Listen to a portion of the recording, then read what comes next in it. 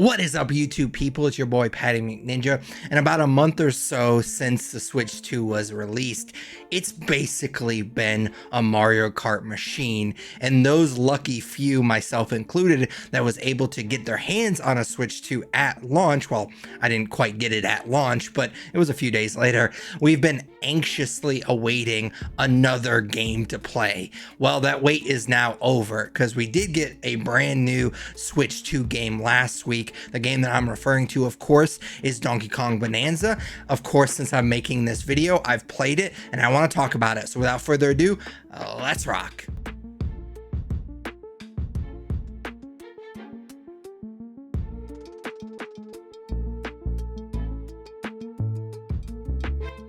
DK Bananza is exclusive to the Switch 2. There was no Switch 1 release, despite the fact that it was originally developed for the console, and it's actually the first original Donkey Kong game in over 10 years. Similar to other Nintendo games like Super Mario Odyssey or Kirby and the Forgotten Land, DK Bananza is a 3D platformer and adventure game that emphasizes destruction and open world exploration. Now, Nintendo's a little bit goofy about when they tell you exactly how long you've played a game, so I'm just guessing here that it took me around 18-ish hours, maybe up to 20 hours to beat this game. And as the title would suggest, Donkey Kong Bananza follows obviously Donkey Kong, who is now a miner for some reason. After a mining accident caused by Void Co. and its evil owner Void Kong, DK is trapped underground where he meets a talking rock who turns out to be Pauline, trapped in this form. Once she is restored to her true self, the duo decide to travel to the planet core. And I know I normally do this in its own segment later in the video, but I'm just going to get the story segment out of the way right now. The story in this game is batshit crazy. It's literally like the writers were tripping acid while writing this story. I would suggest don't think about it too hard or you'll have a brain aneurysm. It's just really goofy and wild stuff. DK and Pauline just want to get back to the surface. Well, I should say that DK just wants bananas. Pauline wants to get back to the surface, but apparently they are talked into just like going deeper into the planet's core to get to the surface, which makes zero sense. Apparently there's some magical root that grants wishes at the planet's core, and so they're going to travel down further to get to that magical root, and their wish is going to be, well, DK's wish is going to be for more bananas. Pauline's wish is going to be, okay, let's go to the planet's surface. We're also supposed to believe that plants and creatures can survive underground, which is wild. None of this shit makes sense, but if you're playing this game, you're probably not playing it for the story, so I would just suggest just go with it. There were a couple of times where I'm just like, this doesn't make any sense, but then I just kind of went with the flow and it was fine. And I know I say this a lot, and I promise not every video game that I talk about is my favorite video game of all time. But that being said, Donkey Kong Country, the original game, is literally my favorite platformer of all time, which is saying a lot. If you've watched this channel for a while, you know that platforming is literally my favorite video game genre. So I love Donkey Kong. I literally used to play the original Donkey Kong Country with my sister. We would play it so much, and we would always, in the background, we would always be playing Tenacious D's self-titled album just over and over again on repeat, to the point that I don't think about one without thinking about the other. I don't think about Tenacious D without thinking about Donkey Kong Country, and vice versa. It's very weird association in my brain, but I love those original Donkey Kong Country games, and I am always psyched for a new Donkey Kong game. And honestly, I just don't think the Donkey Kong franchise has gotten the respect it deserves. I think, as far as the Nintendo franchises are concerned, I think that people should talk about Donkey Kong in the same way that they talk about Mario or Zelda or maybe even Pokemon. Maybe Pokemon's stretching it a little bit much, but you get my point. Like, I think that Donkey Kong should have way more respect than he currently does, and I'm definitely hoping that this game gives him that respect, and I was really looking forward to it. It's not really a Switch 2 launch game, but it kinda is. Like, I mean, we had to wait a few extra weeks, but it was so close to the Switch 2 launch that it kind of feels like a Switch 2 launch title. And I'm happy to report that Donkey Kong Bananza is definitely worth the wait. It's a really fun game. It's easy to compare it to games like Super Mario Odyssey and Kirby, like I did already earlier in this video, but it actually reminds me of a different Nintendo game, and that game is Legend of Zelda Tears of the Kingdom. And I say that in the sense of freedom that that game gave you, that Donkey Kong Bananza also gives you. In Tears of the Kingdom, no matter what situation you got yourself in, you could easily kind of get yourself out of that problem by building something wild. Your only limitation in Tears of the Kingdom was your lack of imagination. And what made that game so impressive, among other things, is that no matter what you built, it didn't break the game. Tears of the Kingdom just kind of went with the flow. DK Bananza has the same amount of freedom, just on the flip side of the coin.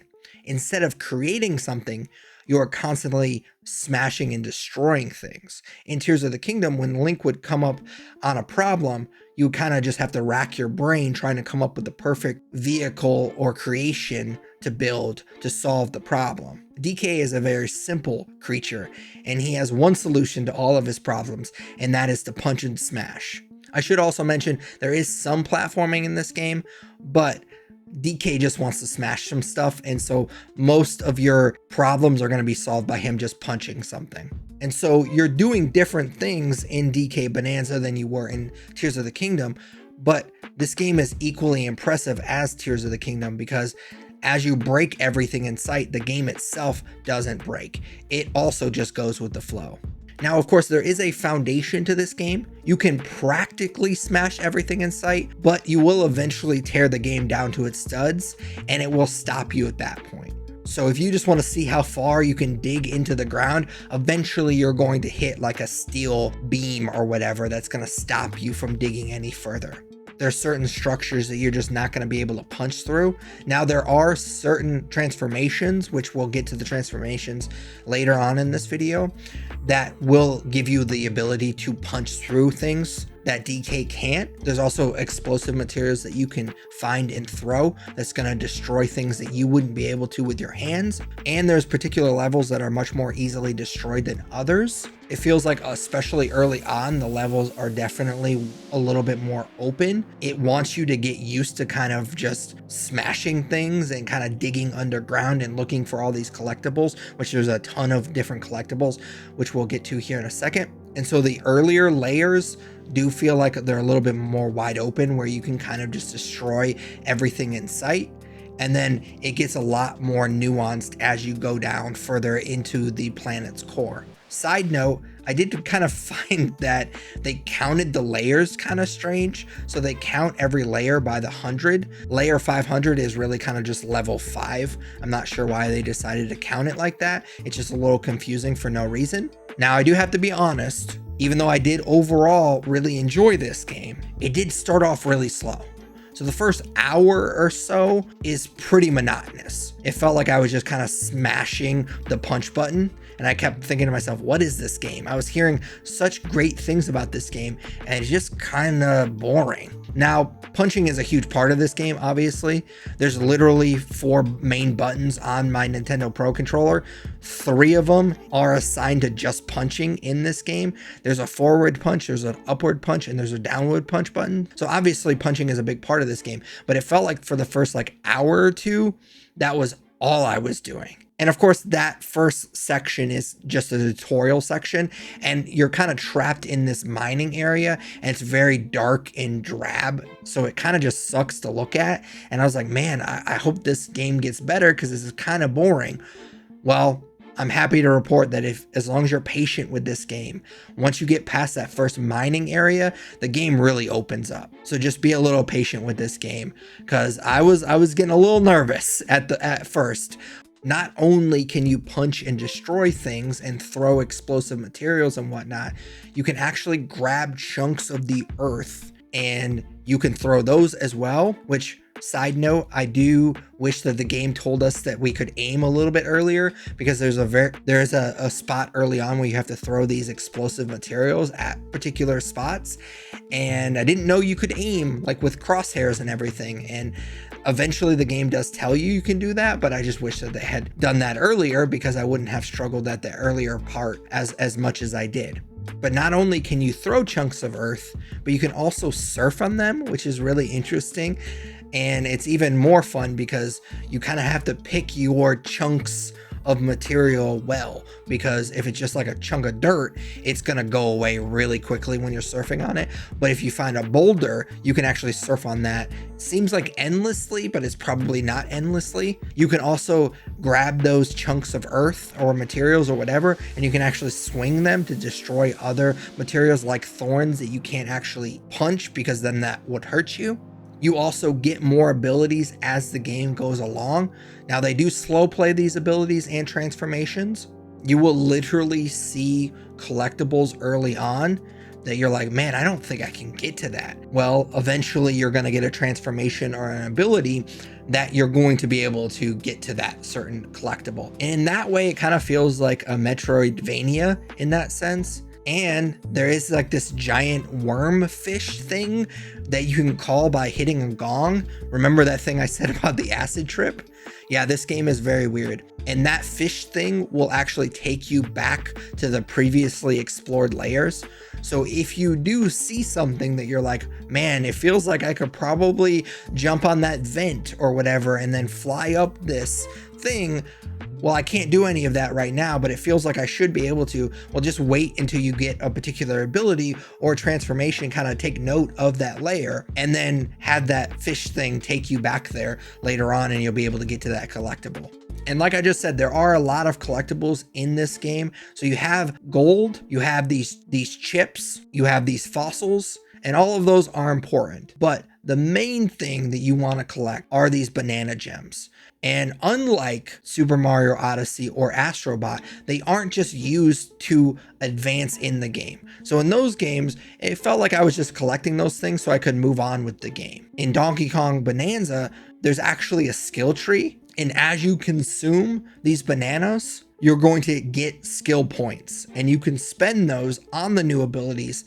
And your transformation, which we'll talk about here in a second, those transformations will also have their own skill trees. So I definitely appreciated the way that Donkey Kong Bananza did these collectibles more than Astro Bot or Super Mario Odyssey. They felt more important than they did in those games.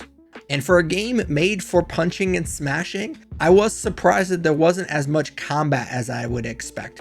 Now, there are traditional boss battles, which we'll get to here in a second, but there wasn't as many smaller enemies that you would come across in the environment. Now, there are some of those, for sure, but because I've played games like Astro Bot and Super Mario Odyssey and Kirby and all those types of games, I just expect there to be more of that in the open environment. Honestly, you would come across those like weird friendly NPCs way more than you come across enemies. Now, there were these challenge rooms that you come across every so often. If you've played Astro Bot, they reminded me a lot of the triangle and circle planets that you come across. Or I've already compared this game to Zelda Tears of the Kingdom. You can think of these challenge rooms as the shrines in that game. And a lot of these rooms are combat challenges. For example, you'd go into a room and it'd be like, hey, defeat X amount of enemies in 30 seconds or something like that. So there's definitely some combat. Side note, I really liked these challenge rooms because it was just kind of felt like a breath of fresh air, because anytime that this game would start to feel monotonous, I would jump into a couple of challenge rooms and kind of do something different for a little bit. So I definitely appreciated this. And it also scratched that combat itch as well. Speaking of the boss battles in Donkey Kong Bananza, they are very easy. I would say you have several boss battles that you come across in this game. A lot of them definitely feel like kind of mini bosses, but then there's several just like real like traditional boss battles in this game, and they're all very, very easy. I think there was only 3 bosses in this entire game that I didn't beat on the first try, and 2 of which were just because there was like a platforming element to the boss fight, and I would just like accidentally fall off the platform or whatever. And then the last one was just like the final boss in the game, and it was just very chaotic, and he got me a couple of times just because of the pure chaos that was going on around me. So all the other bosses I literally beat on the first try. And I honestly wasn't expecting this game to be like Elden Ring, like those boss battles. I didn't expect it to be like these monumentally difficult boss battles by any means, but I was a little bit bummed at how easy they were. Honestly, it kind of felt like every boss battle was like, it felt like a phase 1 of a normal boss battle. Like I was constantly waiting for phase 2 to happen, and then that phase 2 never happened. Now, I've already mentioned transformations a couple of times, and I've kind of teased them that I would get to them here in a second. Well, the way that you transform in this game is Pauline. So Pauline does play an important role. Throughout the game, the duo is tasked with helping these elders, which are basically just giant animals that will ask you to collect shattered pieces of vinyl records. Once you complete the record for that elder, Pauline will sing a song. Those songs will transform DK into a different animal. It's obviously always just the animal that the elder is. The first elder that you come across is this giant ape. And so, of course, the first transformation that DK gets is this giant ape that's way stronger than DK and will punch through materials that he can't. And he also has a charge punch that is very useful, especially in the late boss battles. You will then learn a song for zebras later on in the game, and then an ostrich. There are more transformations, but I don't want to spoil them. And these transformations are a lot of fun. I was constantly kind of bumping up against like certain areas, and I'm like, man, I can't get around this, or I can't smash through this, or I can't get over this little area. And then I'd be like, oh yeah, I can fly with the ostrich, or I could run across this bridge as a zebra or something like that. And so it just kind of opens up this world. And also it just makes Pauline feel way more important than she normally would. And surprisingly, there is a co-op option in Donkey Kong Bananza, which I did not expect at all. Just judging by the trailer, it just seemed like Pauline was just kind of a side character. She's obviously a very important character in the concept of the game, but just like as a playable character, she didn't seem like she was all that important. And so it just didn't seem like it would be very much fun to play as her, because you wouldn't really have a whole lot to do. And so it just didn't, I didn't suspect that they were going to even bother programming a co-op option in this game. Well, I was wrong. They did put a co-op option in this game. I wasn't wrong about it being boring though, because it is very boring to play this game co-op. So my wife was a good sport, and she helped me out, and she just kind of tested the co-op with me, and we played it for 45 minutes to an hour co-op, and it sucks. It's not fun at all. You play as Pauline. Well, I mean, the second player plays as Pauline, and you just sit on Donkey's shoulder, and you can literally yell. So you kind of like, I guess it's not yelling, it's probably singing, because she sings in this game. But so she's like singing, and her words are now projectiles. So you can like destroy environments and hurt enemies and bosses and stuff. We actually played the first boss battle, which was one of the reasons why that particular boss battle was so easy. We played the first like mini boss together in co-op, and I literally didn't even hit the boss once, because she was just shouting words at him the whole time and killed him before I could even get to him. So co-op is just not that much fun. Your second player isn't going to really do anything. The person that's controlling Pauline isn't really going to do a whole lot. All right, before I wrap this video up, I do want to talk about how this game looks. And again, I was a bit nervous at first, because that first tutorial section where you're stuck in that mine was very boring to look at. But once you get out of that area, developers had way more fun designing these levels. It's super creative. It's really fun to look at. Now, there are certain sections where you're punching and smashing a lot that it does get very chaotic at times. You're punching the earth and you're having all these gold nuggets and gems kind of flying everywhere, and it does get kind of diarrhea Christmas lights. And it's especially bad if you play co-op, which again, I wouldn't suggest you do, because literally the only thing your partner can do in co-op is play as Pauline and just shout words as projectiles. So not only are you destroying all this earth, you have dirt flying and gold nuggets and gems everywhere, but you also have Pauline shouting words at things. And it's super frustrating and chaotic. And I literally had to tell my wife for her to shut up for a second so I can literally see what we're doing. Now, there are clothes that you can buy in a shop for both DK and Pauline. You can even dye DK's fur, which I just thought was kind of fun. It just kind of adds a touch of personality. Now, I should mention that the different outfits also give you passive boosts as well. So they help your defense against thorns, or it helps your swimming or stuff like that. I will point out that it is a little bit annoying. Now, this is just a tiny nitpick, but it is a nitpick, that you can't change your outfits in a menu. So you can't change them on the fly. You either have to change them at the vendor that you bought them at, or you actually can build these little like clubhouses as you go along in the game, and you can change at those clubhouses. It's just really kind of annoying, and I don't understand why they made this choice, because they are giving you passive abilities with these different outfits. You would think they'd allow you to then change whenever you need to change. Nope, you have to change at certain points in the game, which is a little annoying to me. Again, not a deal breaker by any means, just something I thought I should point out. And like I said earlier, I am a huge fan of the old Donkey Kong Country games, and I love the music callbacks from those games in this game. It was so cool. Now, I wish I didn't have to mention this, but I feel I've heard enough chatter about this that it feels like this review would be incomplete if I didn't at least mention it.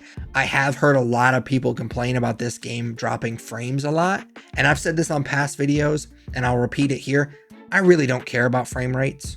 That's not a thing that I really pay that much attention to. It's not something that I care about. As long as the game looks and plays well, I'm happy. And this game strives to run at 60 frames per second. And again, I don't really pay a whole lot of attention to frame rates, but if I had to guess, I would say that it probably achieves that 95% of the time.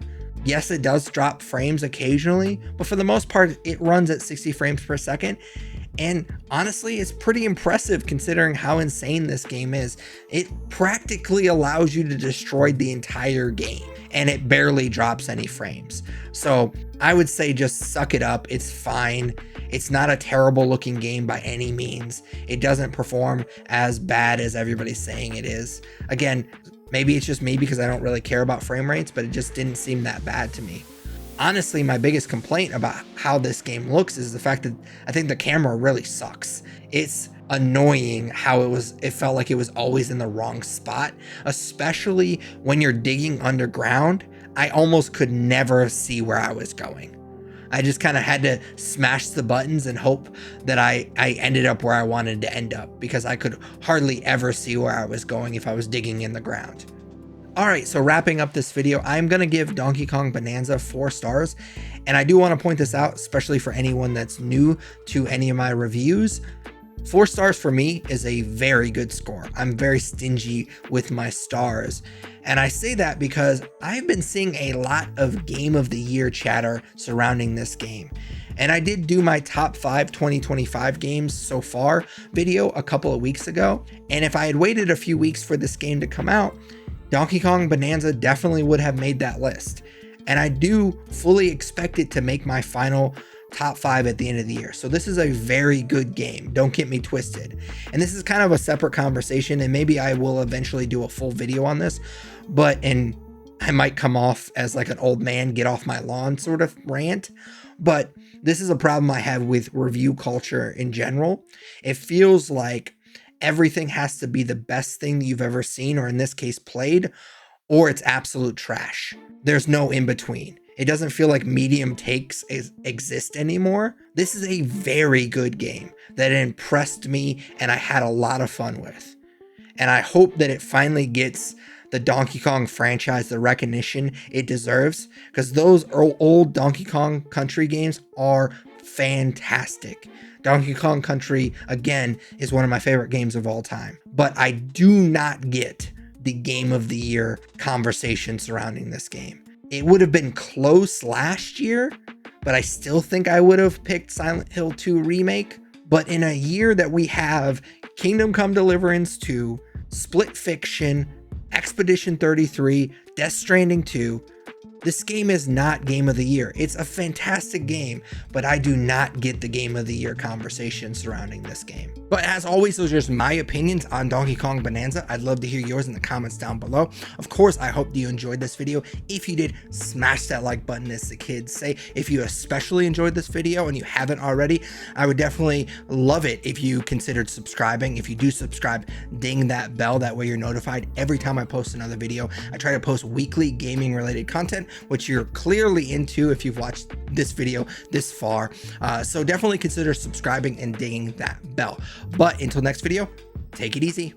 What's up, YouTube people? It's your boy Patty McNinja, and this is my boy Yoshi, aka Kitty Boy. And we were just talking, and we agree that since you made it this far in the video, you might as well subscribe. You wouldn't want to disappoint Kitty Boy, would you?